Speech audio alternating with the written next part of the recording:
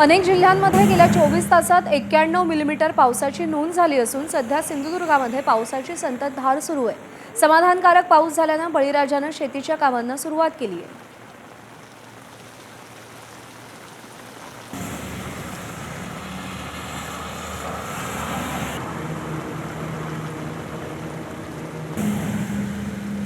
सिंधुदुर्ग जिल्ह्यात पावसाची संततधार सर्वच भागात पाहायला मिळते। जिल्ह्यातील दोडामार्ग, सावंतवाडी, कुडाळ, कणकवली, वैभववाडी या परिसरात पावसाची संततधार सुरू आहे।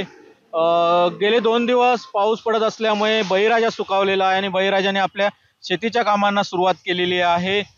जिल्ह्यात आतापर्यंत 721 मिलीमीटर पावसाची नोंद झालेली आहे। गेल्या वर्षीच्या तुलनेत 50% तूट जी आहे ती यावर्षी जाणवते आहे।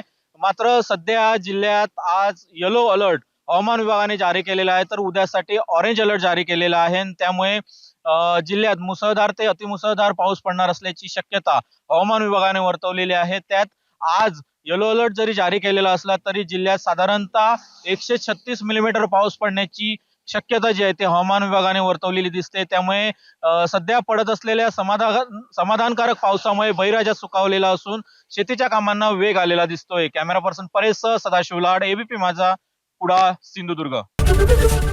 एबीपी माझा, उघडा डोळे बघा नीट।